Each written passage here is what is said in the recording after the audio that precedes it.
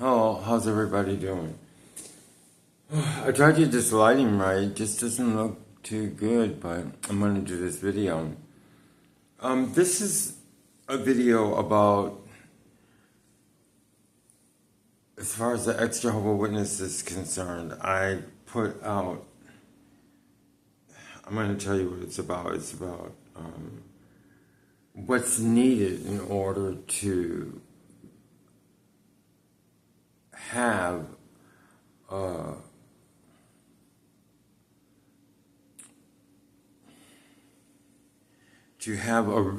what they call a religion, or I mean, I don't believe it's a religion, but an organization like Jehovah's Witnesses. First, I want to say three things, because this is real. I mean, these are all the points and all the things that has been learned since since I started this journey as far as doing ex-Jehovah Witness tapes, and it continues to progress. And now you're at this point to where you say, well, what's the remedy? I mean, what can we do about it? Okay, because you just can't keep talking about like, what are you gonna do? What are you gonna do? What can we do? And do things that really don't produce anything.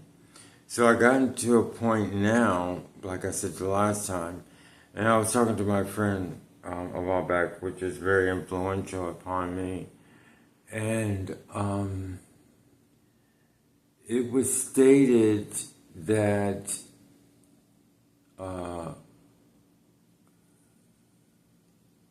that we wanted to get together, or I didn't really catch it, but I got to talk again about doing something about this organization.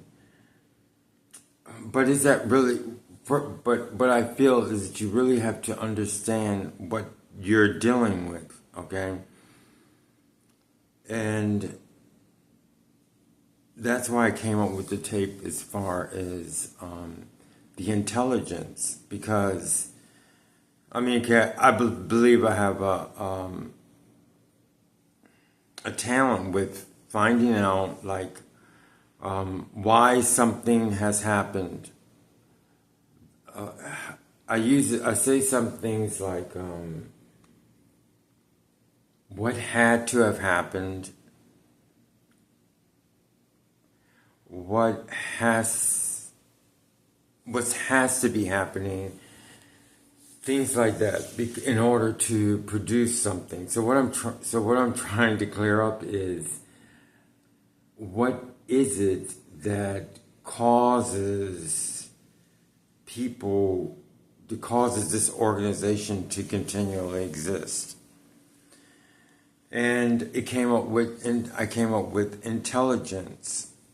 Okay, I do a lot of things, and they produce, and the way I know that things work out is by art, is by can I actually do something with the knowledge that I have. I usually use art as far as figuring out if I'm in the right direction or not. Because art, writing, things like that, they don't work unless you do them in the right form or right fashion. So, last time that's the crappy introduction that I got. So now we're getting into the intelligence, the brains behind the Jehovah's Witnesses. And with that topic, I want to state three things to show, like I said in my last video that was coming up. I said it was coming up. I want to show, make points about the Bible, the inconsistency that they have, and how they prove themselves wrong. So those are the 3 points I pretty much want to use to explain how this organization can continue. And it's very important to know this in order to find out what our next step is or what our next steps are going to be. But I know a very important point is it has to be a prominent person to help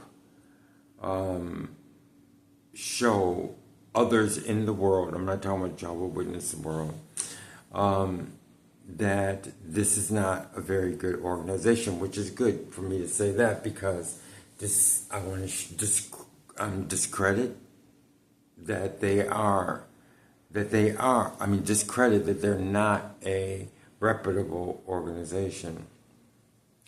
So why do I know that? My number one point is that I had to deal with, to come up with this, I had to see a personal experience as far as the Jehovah Witness is concerned.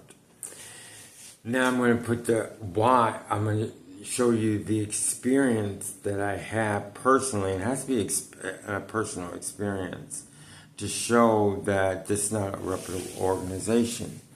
And a lot of times I like to say, because they do this to us, because they do that to us. But I know even though it's right, it's still assuming, that other people, that a lot of people, or that all of the ex-Jehovah Witnesses have been through this. So I got to explain this. Okay, so growing up as a Jehovah Witness, in things that happened to me. First of all, you're put in a world that, I was put in a world to think that everything that Jehovah Witnesses say and do are right, okay? So I was living my life in a fashion that, not that I wanted, or not that I was trying to figure out for myself, but things that were already prescribed for me, okay? So believing that whatever this organization said, it was right, or it was something that I wanted to live by.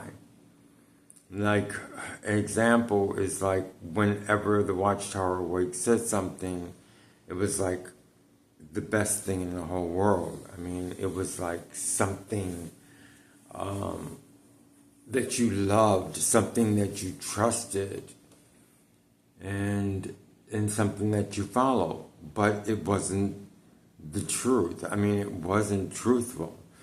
And I'll tell you, if I say some words that they use as a Jehovah Witness, I'll tell you that I'm looking from their perspective, but I'm not. I'm looking from our perspective now. Okay? So, now that the introduction is done at 8 minutes, what am I doing? Like I said, I'm showing you now that it wasn't an organization that took me as an individual into consideration, leaving room open for me to develop my own mind and theories and doubts and things like that. Why? Because of the structure. The structure is made in a way that everything is done to preserve their organization, which shows that it's not God's organization, because with God you have a relationship with Him and you have your free will and you can do the things the way you want to do, as long as you don't hurt other people. and have good in mind, what good is. So now I'm telling you, my mind is, when I was growing up, was developed by a Jehovah Witness, by the Jehovah Witness organization, which left me in a Jehovah Witness world. What are some of the things that I suffered as growing up into this organization? I wasn't able to speak to, I wasn't able, although, I had pretty much, I'm not going to say what type of mind, everybody knows about how my mind was. I mean, I was not able to speak to freely as growing up to other people. Okay, I saw other people as the outsiders. Okay, I was not able to develop or dream about something that I really wanted to do, freely. I mean, the reason why is because it wasn't encouraged. Okay, so I want to talk about other people also, not just other people, but I wasn't able to understand or learn about others in my family that I needed for support early on in life, because as an ex-Jehovah Witness, then you realize that knowing people that are connected to you, like for instance, what I'm trying to say, the reason why it's hard for me because I didn't have it, was understanding about my father's side, which weren't Jehovah Witnesses, understanding about my relatives that they didn't have anything to do with Jehovah Witnesses, but that was cut off for me because of Jehovah Witnesses, which would definitely affect my life after leaving Jehovah Witnesses or when I got older. Most people outside of Jehovah's organization, they take a lot of things for granted. They can, because it's just natural. But as a Jehovah Witness, you don't have it, so you don't know, there's nothing you can do, okay? So my father's side, I couldn't understand his family. I never had any contact with his family, any contact with understanding about my culture and understanding about my family tree or whatever, which is also another important thing. So those are things that were taken away from me as a Jehovah Witness, which is very important.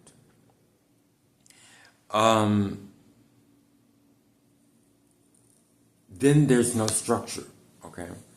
The structure as far as learning something is not there.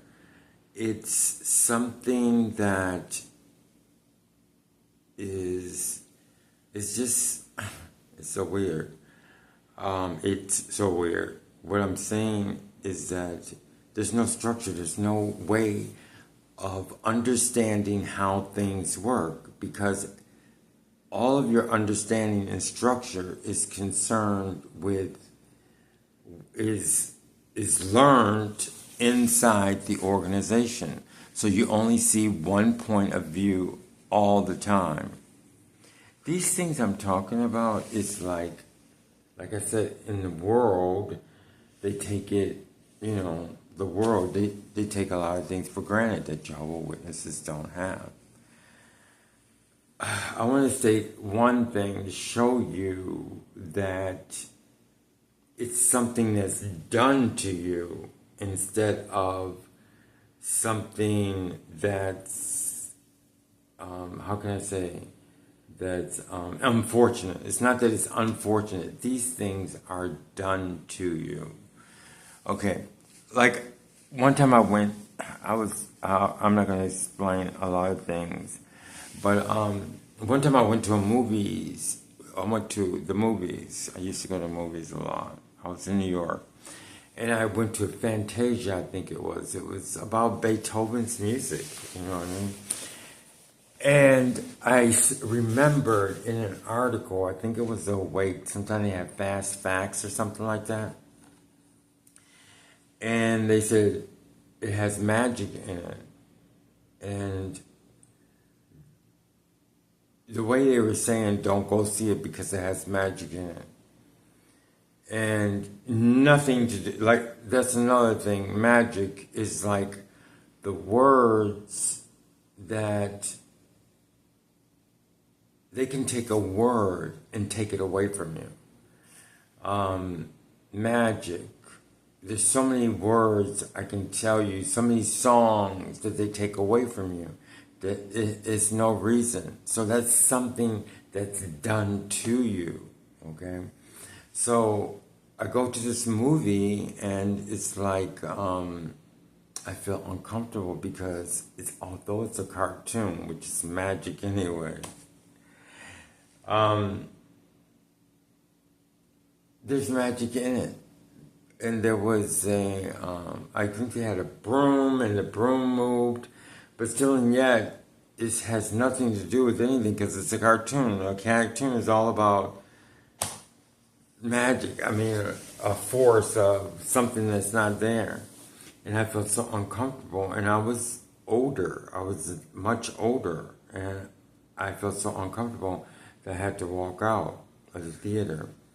So it seems like funny or it seems like nothing, but that's not true because after going through all these tapes, I find that it's something that was done to you. Something that was done to you in order to preserve this organization. Okay? So, I talked about friends. People are taken away from you. I mean, like, you can't enter things in school this is what I know. And I have personal experience because my brothers and them were very, very, very popular. I mean, not very popular, they could do a lot of things and that would have helped their life to probably get into sport or something like that. So, no ties, and I'm not speaking from their point of view, from the world whatsoever. That's taken away from you. Your families, and I'm not talking about after leaving the Jehovah organization because when you leave Jehovah organization, you leave your family, but the thing about it is you also have been affected before leaving your family because they mess up the fact that you have other family members. Any family members that, and I'm talking from a personal standpoint, so no one can say anything about it. But not just that, because when you leave the Jehovah Witnesses, you can't turn to, and people need people, and you need your family. You can't turn to your family members that you don't know because you don't even, especially nowadays, because you didn't develop anything with them. But when you were young, now it's for a reason. Now when you leave the Jehovah Witnesses and you have nowhere to go, you ask yourself, well, I have an uncle here or I have an aunt here. But that's for a reason. But they took that away from you because when you're younger and you talk and you develop the relationships with your family members that are Jehovah Witnesses, that means you're developing a love, you're developing a trust. Okay? So what I'm trying to say is they take that away because they take the love and the trust away.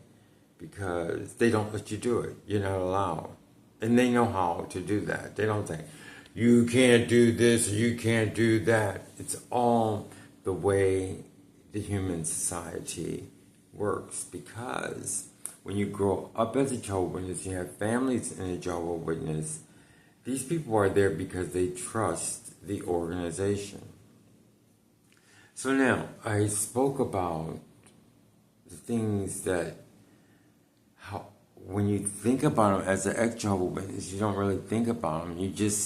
You're basically a victim that you don't even know that you're a victim. I mean, you don't even realize that you missed out or something was taken away from you. So that's the first point I want to say. All the things I mentioned are things that were done to you, are things that were taken away from you. It's not, you never even think about it. You don't see the impact of what they're really doing. Even when you're a Jehovah Witness, you can't even think about it. And the only way that you really think about it now is that because we have YouTubes and social media. If there was no YouTubes and social media, you would be on it on your own, blaming, just not knowing anything. And that's another thing too, is because you have the world is taken away from you, you have no concept of what's really happening to you as a Jehovah Witness, as you grow up in a Jehovah Witness. Now, this is 21 minutes, and I notice because this is a big topic, so I'm going to try and bring it to a conclusion for this one, because it has to be another one. So now, the first point I want to make is that, right here, now, is that all those things that happened to you, you were first thinking that they happened to you, but what you didn't realize, and now that you must realize, is that those things were planned. It was a structure that was utilized to protect their organization for some reason. We haven't got to that point yet. So a lot of things that were happening to you were things that were done to you tragically, okay? And it's so subtle that it doesn't seem like it exists, but it does. And I just explained to you those things that are very important in your life, why they're important for your existence, okay? They're important for you to, life is hard anyway, to live a normal life, a normal, hard working life. But that's how life is. I mean, you live a very hard life and you have your friends and everything, that's great. But as an ex-Jehovah Witness, because those things were taken from you, because you had those bad experiences that someone brutally did to you, you're in a different situation. Not only do you have a hard working, normal life, but you have other things that you must contend with, with those things that were taken away from you. So, now I'm going to say 3 points. Okay. How does the organization, how could someone make an organization like this? And this is going to be on my next tape, because this is the only way I could do it, because it's so intricate. And I'm sorry for the shaky introduction, but this is how this subject is. This is what happens when you deal with an organization like the Jehovah Witnesses, because I'm structuring things that nobody talks about. That's tricky. That's very tricky. Like, how do you take away someone's ability to work in society by taking away their relationships with other people, not having them associate with people in school, which could help them and give them goals, not talking with their families, all of their family members if they're not Jehovah Witnesses. Those things are concrete. And there was one point I missed that I wanted to stress, but what I'm trying to state is that what type, and this is getting into my next video, is what type of people or brain and intelligence would do this, okay? And that's where this is really pretty much like a setup for what's coming up next, what I wanted to explain next. But there's three main points to show that what I just showed you, my personal experience, that shows that they're not a Christian organization. Well, now I want to structure 3 points to show you they're not a Christian organization, kind of explain them a little bit, and then go into it later. Is the Bible, the inconsistency, and they're proving themselves by saying things that didn't come true and will not come true, is they're proving themselves wrong. Like, I want to state, that's going to be in my next one. The most important one, I believe, is the Bible. The reason why it's the Bible, because they're professing to be Christians, whether they say it or not. They still, if you use the Bible, you're confessing to be a Christian. I mean, a Bible. And I'm talking about why. This is some of the points I'm going to bring up in my next one. Why do I always say about the Bible? Because there's an intelligence. Okay, maybe I should go use this one for the next one. The intelligence. Okay, so what I'm going to do is I stated those 3 things, and I want to do follow-up tapes because this one is 27:15. And I know sometimes when people see more than 27 or 30 minutes, they say, oh no, I'm going to watch it, but I'm going to do it pretty soon. And I want this one to get to you. I want to make sure a lot of people listen to this one. So my next follow-ups is going to be connected to this, and this is going to be like, the first one's, the big one is going to be the intelligence. I'm going to bring it up and show you the intelligence of who would do this. And then the 3 points to show that they're not Jehovah Witnesses, the Bible, the inconsistency, and them proving themselves wrong. So that's it for now. Thank you very much. I hope you continue with this section. Thank you. Bye-bye.